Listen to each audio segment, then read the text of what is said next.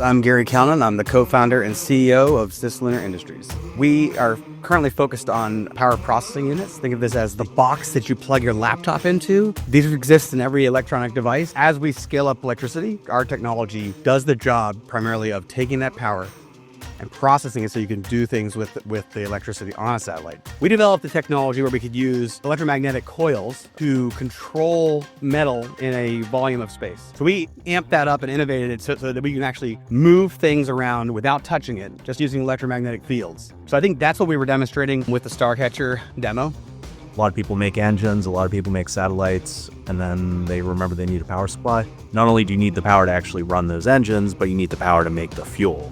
A lot of the processes to really become a mature manufacturing economy rely heavily on having a lot of power available. To be able to effectively tumble a satellite, you need to really scale up the system, which means scaling up the power.